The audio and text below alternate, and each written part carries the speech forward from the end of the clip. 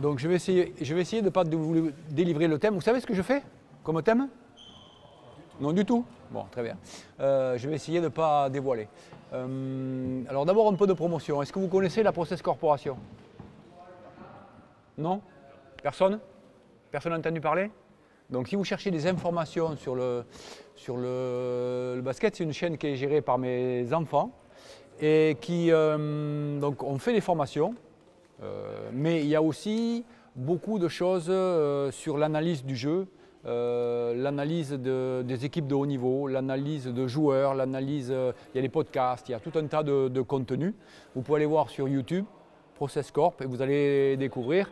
Et dans les situations que je vais vous présenter là, donc vous voyez ici, comprendre la construction de l'entraînement, on a développé un contenu de formation sur le basket espagnol. Et donc les idées que je vais développer, pour ceux qui sont intéressés, ils pourront aller les voir là-dedans.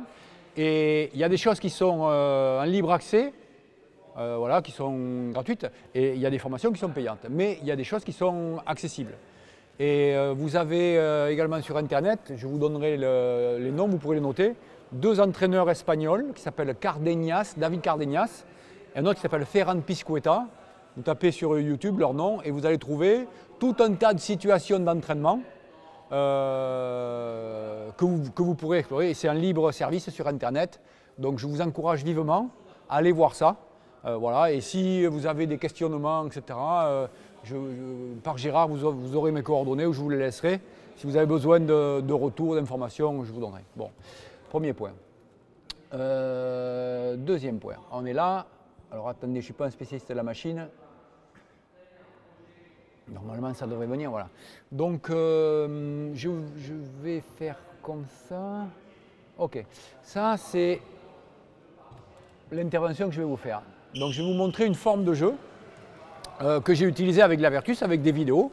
Et en gros, chaque forme de jeu, elle est constituée autour de qu'est-ce que j'ai dans mon équipe, quelles sont les qualités, quel type de complémentarité on peut trouver et quel style on va donner, en gros. Donc moi, j'avais une équipe avec des arrières drivers, donc en gros, des gens qui sont très attirés vers le cercle, avec peu de capacité de tirer. Par contre, des intérieurs qui, elles, pouvaient tirer. J'avais Iliana Rupert, par exemple, dans mon équipe, et j'avais 3 intérieurs qui étaient aptes à pouvoir tirer à 3 points en particulier. Bon. Donc, on a construit un style de jeu avec des formes simples et beaucoup de lectures sur les pick and roll. Donc je vais vite, après je vais vous solliciter un peu. Donc est-ce que ça vous parle ça? Zipper, shuffle cut, pick and roll, pick and pop, short roll. Allez-y. Bon, allez-y. Zipper, c'est quoi? Zipper move, c'est un démarquage d'un arrière autour d'un poste bas. On se décale en dribble, l'arrière se décale, vous allez voir sur la vidéo, ça s'appelle un zipper. Un shuffle cut, c'est quoi?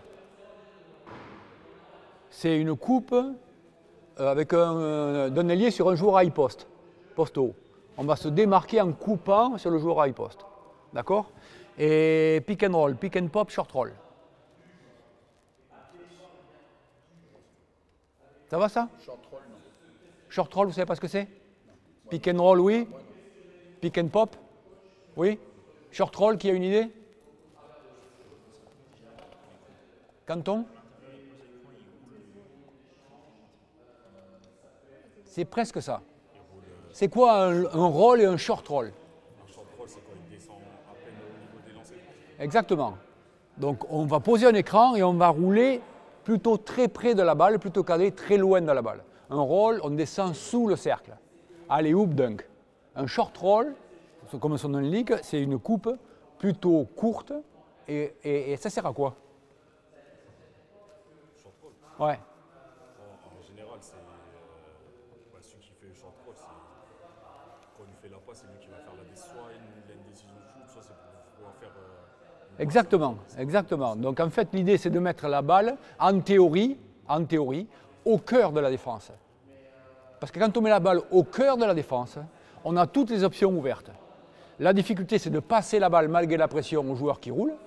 Et deuxième grande difficulté, ce dont je vais vous parler, c'est quand on donne la balle à un pivot au milieu de la défense qu'il faut lire entre tirer, passer, dribbler, ça pose un problème. Ça pose quoi comme problème? Ça pose le problème que nos joueurs intérieurs ne sont pas éduqués à faire ça parce qu'on ne leur apprend jamais à dribbler, passer. ou shooter dans ces situations-là. Donc il y a un vrai travail d'apprentissage chez les jeunes. C'est des joueurs comme les autres, les joueurs intérieurs, il faut les éduquer de la même façon. Or, la réalité, ce n'est pas celle-là. Donc on va aller voir ailleurs. Donc je vais vous montrer le mouvement. Et donc dans l'idée de la forme de jeu, vous allez voir, en fait, en fonction des choix défensifs, la forme de jeu elle est différente. Alors est-ce que ça fonctionne? Ok. Donc ça c'est le zipper. Vous voyez?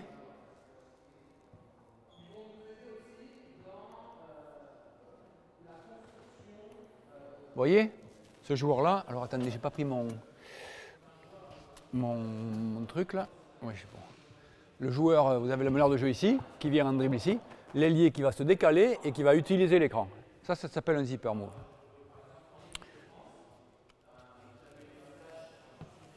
Ok, ça c'est le shuffle cut. Excuse-moi, mais je dois voir ce qu'il faut là. Je suis pas sûr, mais si. Shuffle cut, vous voyez? La joueuse ailière là-bas à l'opposé. Est-ce que vous voyez? Est-ce que vous voyez? Alors attendez, comment ça marche ça? Je ne sais plus. Voilà. Cette joueuse-là, le joueur riposte. Ce joueur-là va couper pour se démarquer ici, ok?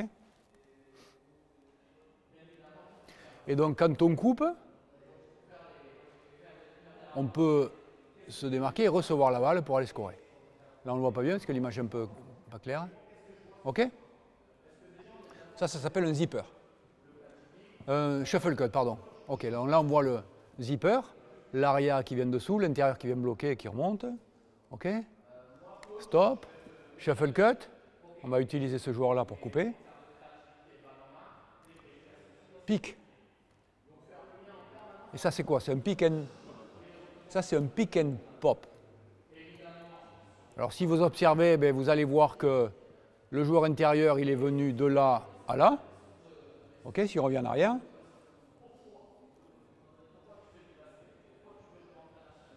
Alors, attendez.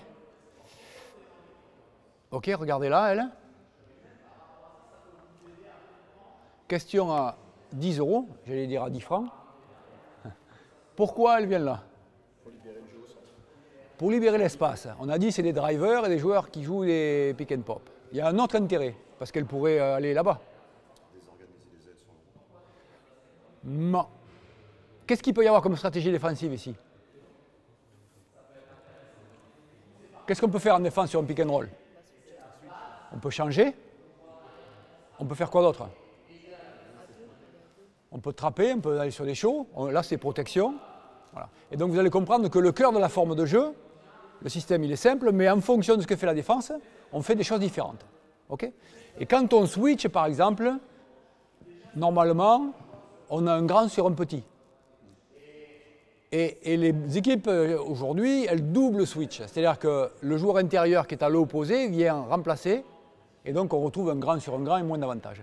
Et c'est la raison pour laquelle on va faire venir le joueur intérieur côté ballon, parce que c'est impossible de double switcher avec un joueur de grande taille, stratégiquement.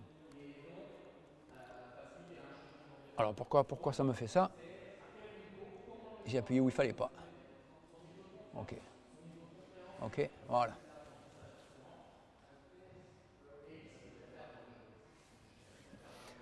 Ok, donc là vous avez à l'idée. Donc vous avez un peu toutes les options. Ça s'appelle un reject. Qu'est-ce que c'est qu'un reject, vous savez? On ne joue pas du côté de l'écran, on va à l'opposé de l'écran. Donc là il y a un pic, avec une ouverture, un tir à 3, sur une protection. Ok. Voilà. Là vous allez avoir pareil, shuffle cut, pic, balle côté ballon. Vous avez un peu toutes les options. Voilà. Décalage et tir à l'opposé. Ok. Donc vous avez un peu toutes les options du jeu. Ça vous explique un peu la forme de jeu, avec toutes les options. Maintenant, on va aller voir là. Et je vais vous montrer ça. Et vous allez me dire ce que vous en pensez. Alors attendez,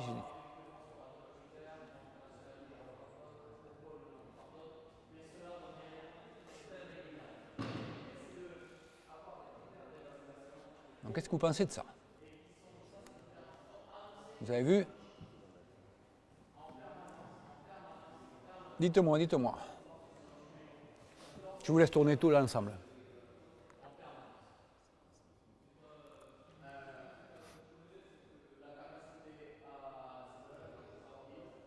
Parce que l'avantage de la... Excusez-moi. L'avantage de la vidéo, c'est qu'on peut faire ce qu'on veut. C'est-à-dire qu'on peut vous montrer des choses qui marchent à tous les coups, ou des choses qui ne marchent jamais. Généralement, quand on vous fait des vidéos, on vous montre les choses qui marchent à tous les coups. Et moi, j'aime bien montrer des choses qui fonctionnent bien, mais montrer que la réalité du jeu, c'est que ça ne fonctionne pas toujours bien. Okay? Et c'est notre travail, nous, en tant qu'entraîneurs, d'essayer de voir ce qui ne fonctionne pas et pourquoi ça ne fonctionne pas. Ok? Voilà. Donc après, c'est la question que je vais vous poser. Regardez bien parce que vous êtes interrogé. Ok, donc c'est une vidéo assez courte. Et en gros, après avoir vu ça, la question que je vous pose, c'est quoi le type de travail qu'il faut faire avec cette équipe-là? La qualité de passe. Voilà. Parce que, en gros, quand on joue au basket, on entraîne tous un peu de la même façon. C'est-à-dire qu'on s'échauffe, on fait du 5 contre 0 pour apprendre un système, et du 5 contre 5. Et en voiture Paulette, et ça joue. Or, on s'aperçoit que dans le jeu, il y a tout un tas d'événements qu'il faut apprendre à gérer. La position des défenseurs, les lectures de coupe, regarder ici, puis après regarder là, être capable de voir où est la défense, mais voir la défense sur moi, la défense sur l'autre. Enfin, c'est tout un tas d'éléments.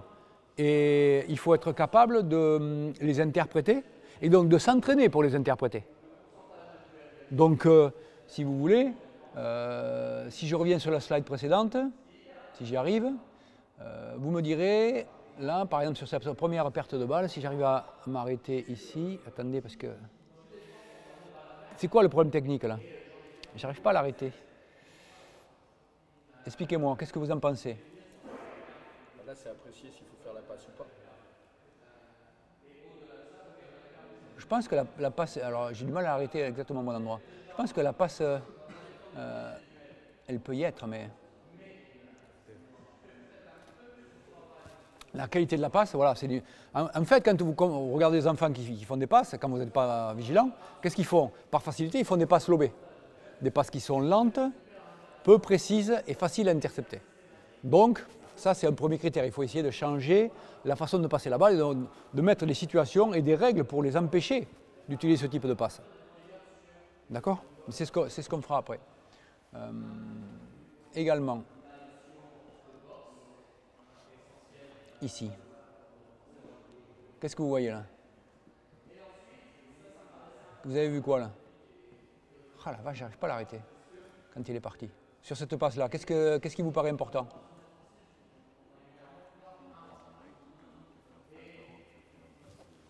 Parle plus fort s'il te plaît.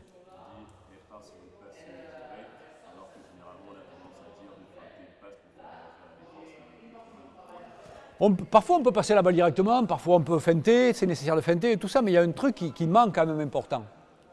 C'est-à-dire que quand vous apprenez des formes de jeu, quand on le fait un peu de façon mécanique, en fait on regarde les autres jouer, mais il y a des éléments qu'on doit prendre en compte tout le temps. C'est quoi? La première chose quand on reçoit la balle? Regarder devant soi, donc cette idée de triple menace, il faut déjà l'avoir regardé avant la situation, mais c'est surtout fixer le défenseur. C'est-à-dire que le défenseur, là, il est très loin de moi. Donc si le défenseur est très loin de moi, qu'est-ce que je dois faire? Montrer le tir ou tirer. Donc si je suis dans une position où je peux tirer, ça c'est les trucs basiques. Hein. Si je suis dans une position où je peux tirer, même si c'est début d'attaque, je tire. Si c'est une position où je ne peux pas tirer, où je n'ai pas envie de tirer, je peux montrer le tir. Autre chose, qu'est-ce que je peux faire? Je peux me rapprocher pour obliger le défenseur à venir à moi et donc m'ouvrir un angle de passe. Donc ça veut dire qu'il y a l'information de la coupe, mais il y a l'information de mon défenseur. Ça veut dire qu'il y a beaucoup d'informations.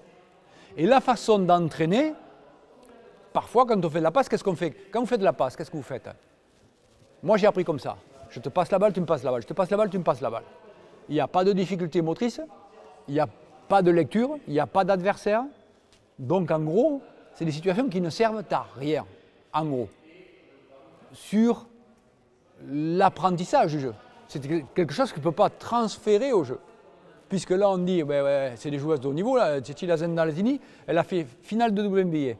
Elle est là, ici, elle est championne NBA, elle joue à New York, et elle est finaliste de WNBA. Vous avez vu qu'elle perd des balles, pareil, et qu'il y a des comportements qui ne sont pas toujours parfaits dans les attitudes. Donc il faut éduquer les joueurs en leur mettant des situations complexes où ils doivent avoir des informations à prendre. Plus vous mettez l'information pour eux, mieux c'est pour l'apprentissage du jeu. D'accord? C'est incroyable ça. Toujours pas trouvé.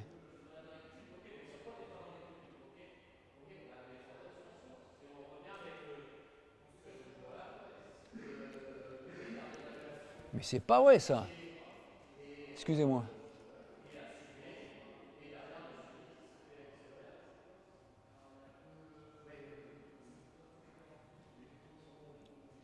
Ok. Là, il y a une défense qui est un peu agressive, donc ça ressemblerait à un double switch là.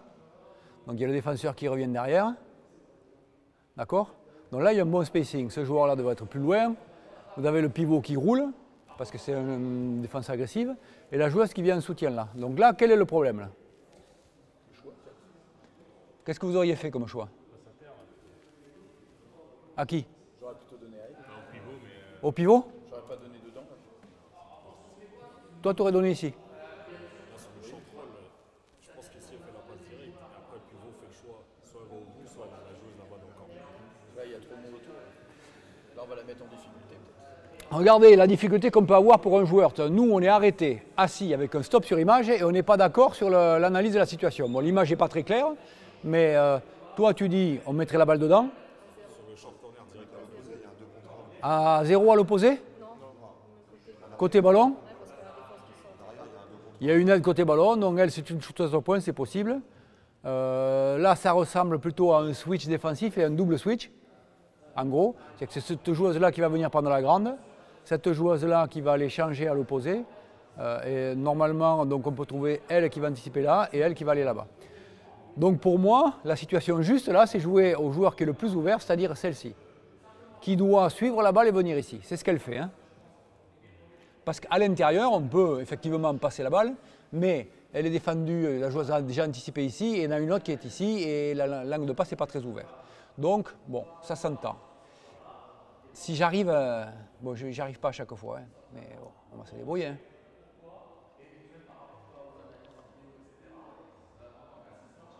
Et donc là, qu'est-ce qui se passe là? Elle fait pas la passe dans le timing de la joueuse.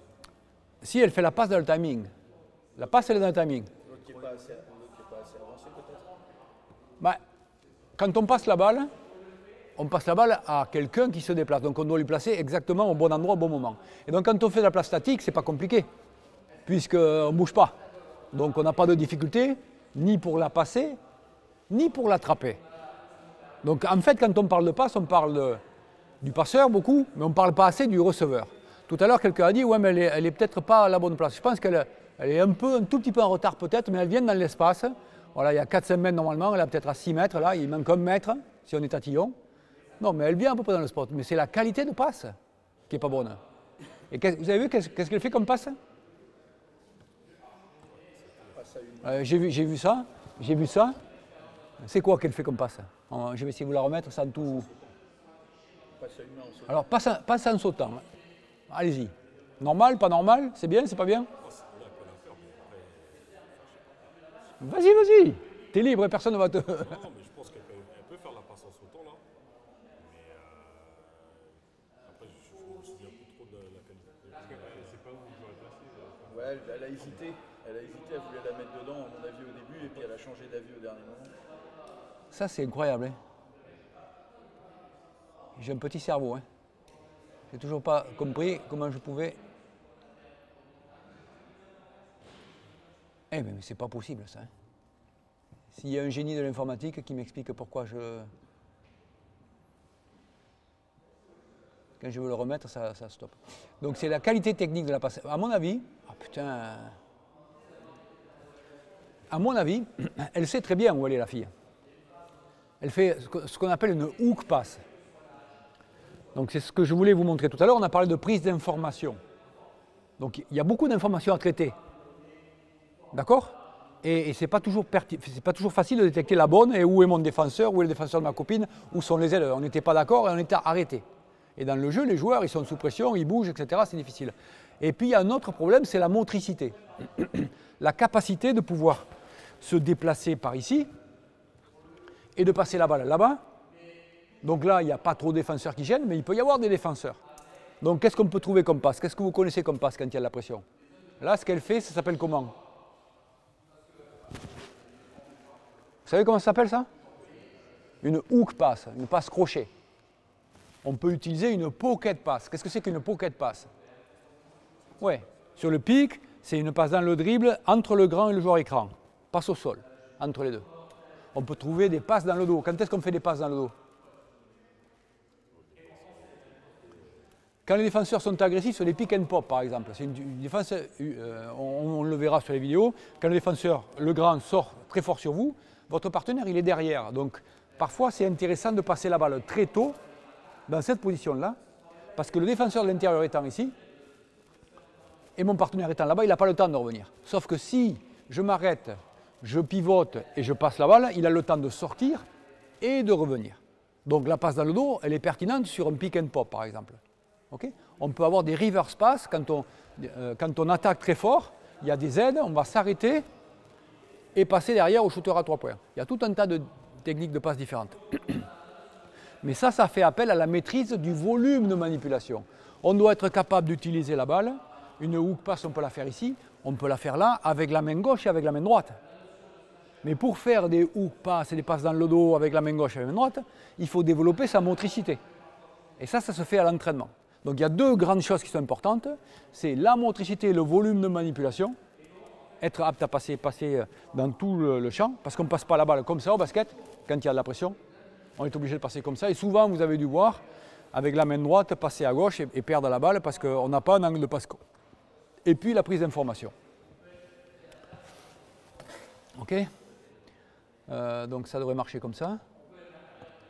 J'ai fait le tour.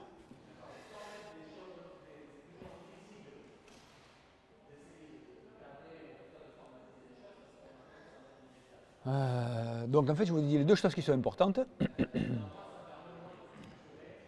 Donc là, c'est la précision dans les passes. Là, c'est le rapport à la lecture et au défenseur.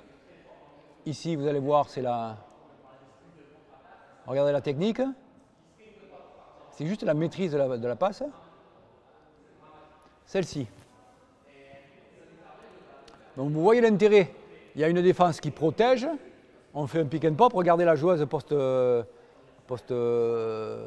4 là, elle est complètement ouverte. Ok, celle-ci là. Celle-ci. D'accord? Alors, qu'est-ce que vous en pensez de cette passe-là? Quelle passe il faut faire là? Là, oui, parce que là on le voit bien, il y a un défenseur ici, un défenseur là. Donc, le joueur meneur de jeu, normalement, il doit aller chercher la passe dans la fenêtre ici. Et la meilleure passe là, c'est la pocket pass, c'est-à-dire une passe dans le dribble au sol. Et c'est important pour le joueur intérieur de se placer dans la fenêtre de passe, ce qu'on appelle ouvrir une ligne de passe. Ici, c'est difficile de passer la balle, il y a un défenseur. Si elle reste derrière, là, c'est difficile, mais là, par exemple, c'est parfait. OK? Alors ça ne se relance pas. Bon, le mystère de la... Vous voyez? Donc, elle sait où est-ce qu'il faut passer. Elle sait que sa partenaire est libre. Ce qui lui manque, c'est de choisir la technique de passe adaptée. Donc, il faut créer des situations où on va avoir à gérer de la pression, de l'opposition pour pouvoir comprendre quelle passe utiliser. D'accord? Et donc, ça se fait toujours avec des défenseurs et des situations particulières.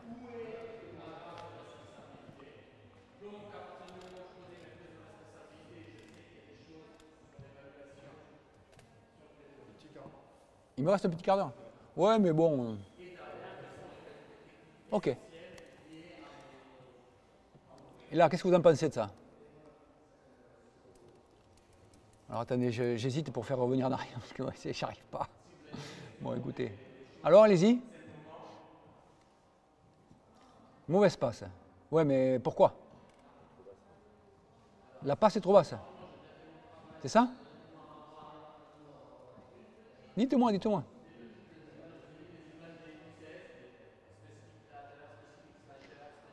Ça me saoule ça. Hein. J'espère que je serai meilleur tout à l'heure.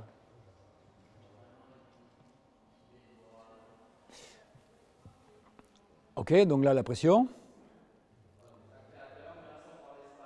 Là vous voyez, pic, pop. Donc si vous regardez bien, si on va plus loin tactiquement, donc elle attire le défenseur, elle va très loin. Donc ça c'est plutôt très bien joué.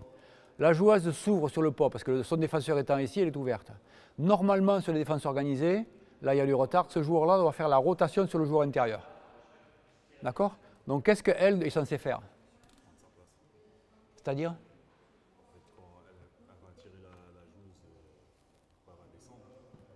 Elle ne descend pas. Hein? Non, elle s'écarte à 3 points. Le principe des lectures de pick and roll, c'est le défenseur est attiré par la balle, donc moi je m'ouvre. C'est-à-dire que si personne vient, je suis ouvert, je tire à 3 points, c'est tout à 3 points. Donc elle, normalement, elle doit faire la rotation pour intercepter ça. Elle? Elle doit couper. Pourquoi elle doit couper? Pour emmener la défense avec elle. Ben, elle est toute seule. Enfin, elle n'est pas vraiment toute seule. Elle n'est pas vraiment toute seule. Elle va normalement venir ici. Et là, de la coupe dans le dos, voilà, elle peut rentrer en relation avec elle, qui va lui passer la balle, ou alors le joueur intérieur qui va lui passer la balle. Et quand elle va couper, ce défenseur-là, normalement, doit venir aider. Ça veut dire que cette joueuse-là sera toute seule à l'opposé. En gros, le mécanisme, c'est ça. D'accord? Donc après, il y a les timings et tout ça. Et là, je n'arrive pas à le relancer. C'est incroyable, ça. Et voilà.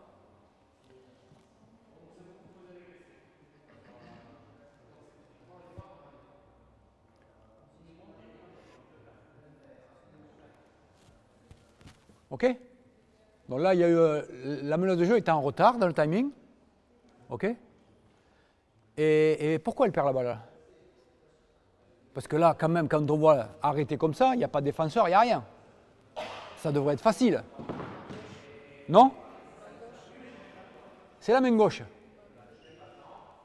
C'est la main gauche. Donc je reviens à...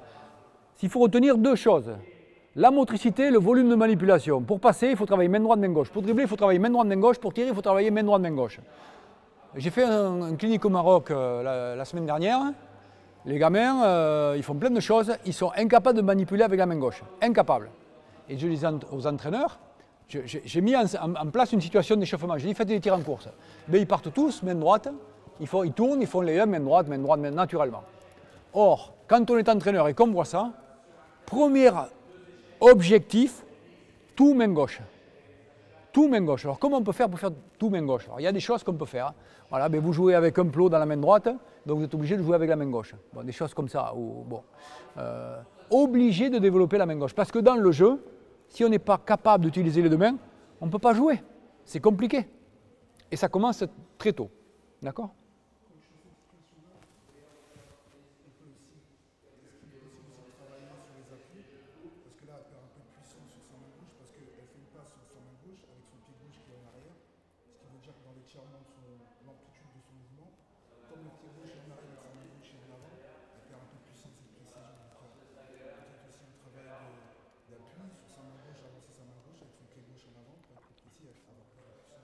Donc effectivement, il y a un travail de coordination aussi qu'on peut faire. Mais on doit être capable de... On parlera, mais je pense que la motricité est plus importante et la motricité comprend la gestion des appuis. Quand je parle de motricité, en fait, je vous ai parlé des bras et du volume de manipulation, mais effectivement, il y a aussi la dimension de la coordination, la motricité du corps, des appuis. Comment je me déplace, parce qu'on doit pouvoir être capable de... si je veux te passer la balle ici, je ne peux pas. Donc en gros, moi, je dois pouvoir désaxer ici, tu vois, ou pivoter pour aller désaxer là. Mais je dois être capable de renverser de l'autre côté pour aller sur un dribble, me mettre ici, ou au contraire, aller là, puis revenir là. Donc là, il y a de la motricité à avoir, de la coordination et de l'équilibre pour pouvoir utiliser mon volume de manipulation et ouvrir l'angle de passe. Et toi, tu as quoi à faire? Moi qui passe, toi qui reçois. Il faut se déplacer. C'est-à-dire que quand on parle de la passe, on parle toujours du porteur de balle et du passeur. Or, l'action la plus importante, c'est celui qui va recevoir. Un exemple, il y a 10 ans, 15 ans, j'étais en Espagne et il y avait un joueur en position d'ailier et un joueur en position intérieure. Petit exercice d'échauffement. Toi, tu es le joueur intérieur, moi je suis le joueur arrière. Je pars en dribble, c'était fait avec des U9, U10. Donc je dribble vers le milieu, toi tu coupes dans le dos. Ça s'appelle un clock move. Quand j'attaque, tu vas à l'opposé de là où je vais. Tu es sous le cercle. Hein. Donc si moi j'attaque par la ligne de fond, toi tu reviens par le milieu. D'accord? Vous voyez la situation? Ouais. Bon. Eh bien, il faisait cette situation. Pam, pam, pam, pam. Et au lieu de passer la balle comme ça, en jeu, ça n'existe pas, cette passe. Il faisait des passes au sol, des passes derrière le dos, des passes derrière la tête, entre les jambes. Pourquoi il faisait ça?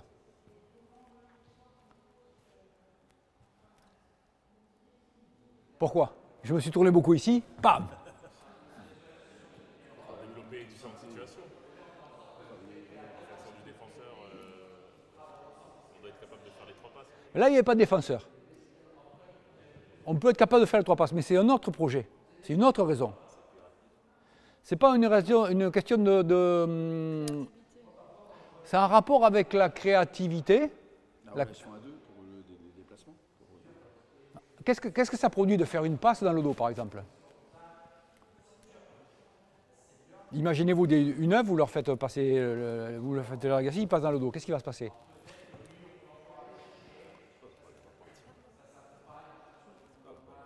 Elle va partir où elle peut.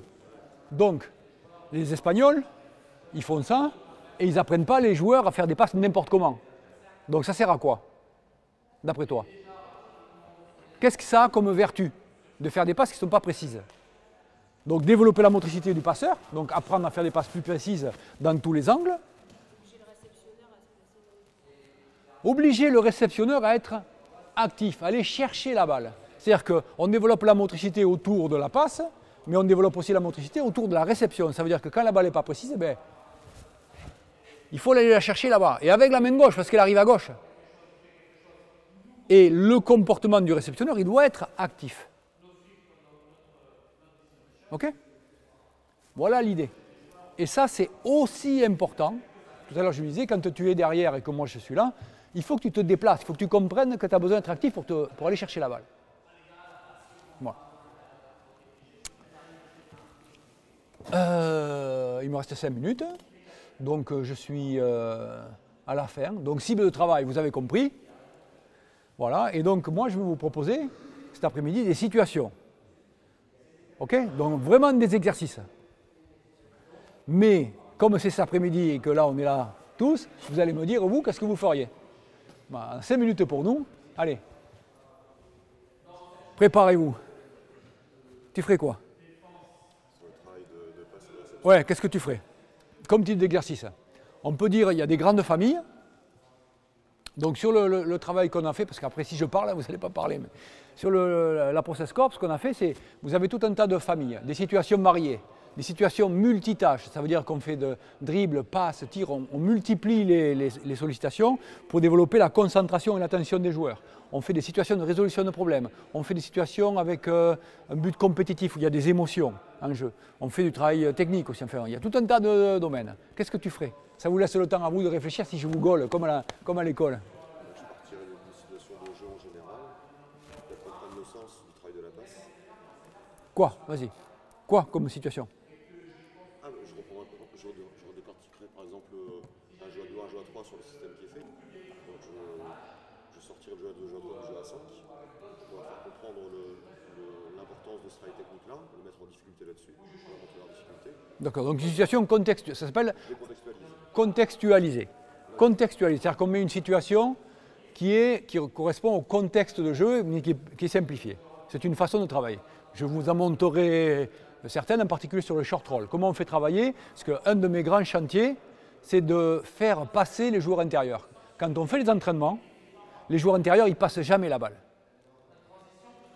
Jamais. Quand on fait du 2 contre 1, c'est toujours les petits qui montent la balle, du 3 contre 2, ils ne passent jamais la balle. parce qu'ils vont la perdre, parce que ci, parce que là. Et donc dans les short rolls, ce qu'on lui demande au joueur intérieur, c'est de poser son écran. Alors vous verrez où il faut aller, recevoir la balle, et il arrive dos au jeu. Avec des aides, il faudrait qu'il soit capable de s'arrêter, de lire la situation. Il est dos au jeu. Le meneur de jeu, il est face au jeu. L'intérieur, il est dos au jeu. De voir les aides arriver, de lire les partenaires, tirer, dribbler, passer. C'est-à-dire qu'un travail plus difficile comme meneur de jeu, et il n'apprend pas à le faire. C'est impossible. Donc il faut systématiquement entraîner les joueurs intérieurs à passer la balle. Et moi, je fais des situations où c'est que les joueurs intérieurs qui passent la balle. Les autres, ils ne passent pas la balle. Que le joueur intérieur. Pour développer ses compétences. Ok? Bon, qu'est-ce qu'on peut faire d'autre? Les jeunes, là. Quel type de travail on peut faire quand on travaille la passe? Après, il y aura les vieux aussi. Hein. On fait partie de la même équipe, nous. Hein.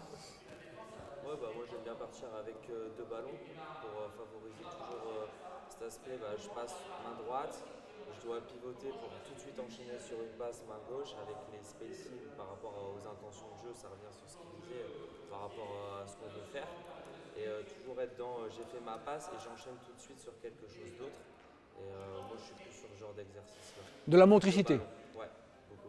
De la motricité. Après, qu'est-ce qu'on peut faire pour travailler la passe? Sur la défense guidée, on prend le choix qui connaît, on va imposer des choix en défense, faire la défense guidée pour travailler justement l'ouverture qu'on veut voir.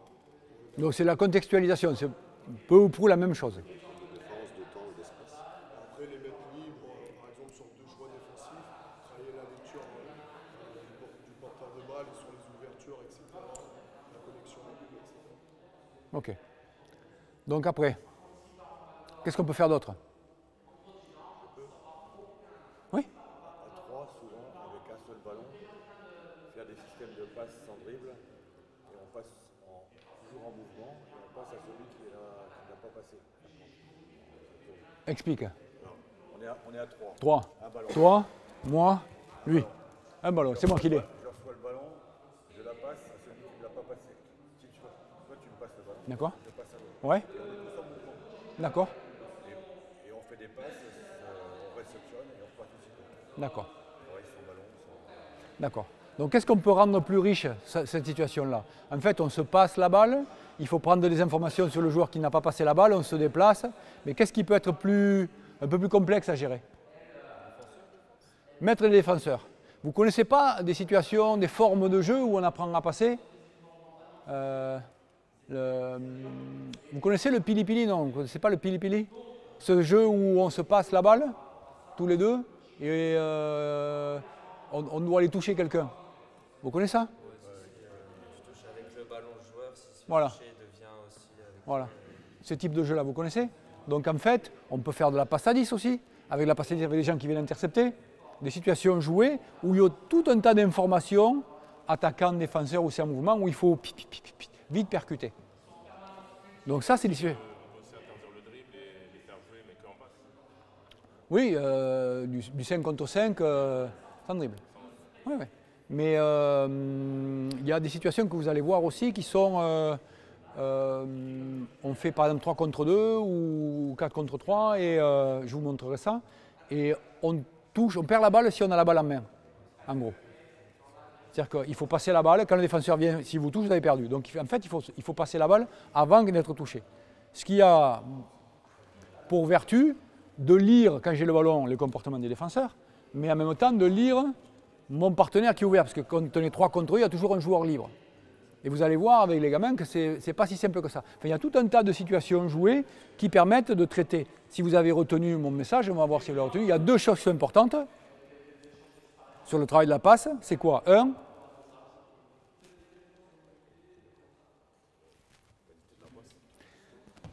Plus généralement, je vais vous le montrer là.